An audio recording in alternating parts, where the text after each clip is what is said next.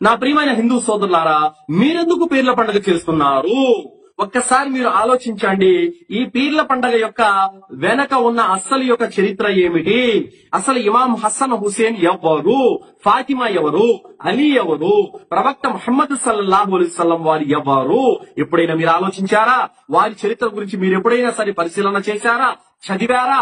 ఏమి తెలియకుండానే మీరు పీర్ల పండగ అంటే ఇది ఒక పండగ అన్నటువంటి భావనతో మీరు చేసుకుంటూ పోతున్నారే కానీ వాస్తవానికి దీని వెనకాల ఉన్న చరిత్ర గనక మీరు ఒక్కసారి పరిశీలన చేసినట్లయితే, చదివినట్లయితే గనక మీరు ఈ పీర్ల పండగ చెయ్యారు.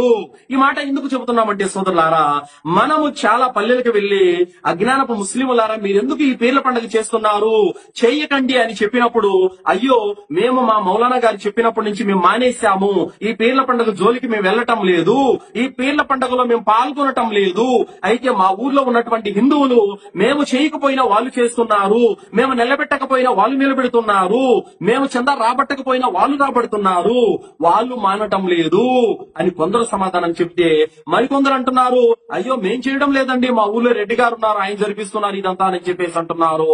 కావున హిందూ సోదరులారా, ఒక్కసారి ఆత్మ పరిశీలన చేసుకొని వాస్తవాన్ని గ్రహించండి.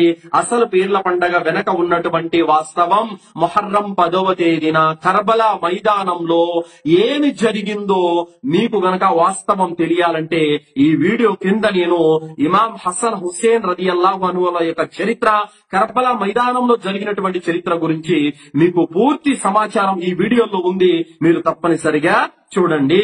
కావున నా ప్రియమైన హిందూ సోదరులారా, ఏదైతే రాగి, ఇత్తడి, ఆ యొక్క సిల్వర్ రేకుల పేర్లతో మీరు ఇమాం హసన్ పేరు పెట్టి, ఇమాం హుసేన్ పేరు పెట్టి, ఫాతిమా పేరు పెట్టి, అలీ పేరు పెట్టి ఏదైతే మీరు ఆ పంజాలను నిలబెట్టి మెరవణ తీస్తూ ఆ రోజున ఊరేగింపులు చేస్తూ మీరు అగ్ని గుండాలు తొక్కుతున్నారో, వాస్తవానికి ఇది దైవ కార్యం అంత మాత్రం కాదు, ఇది శైతాను యొక్క కార్యము.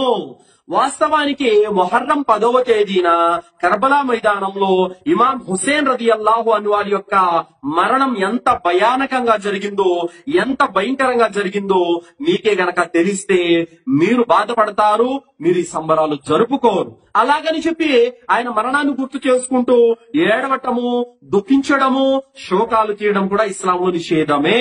కావున నా ప్రియమైన హిందూ సోదరులారా, మీకు సంబంధం లేనటువంటి దాన్ని మీరెందుకు చేస్తున్నారు?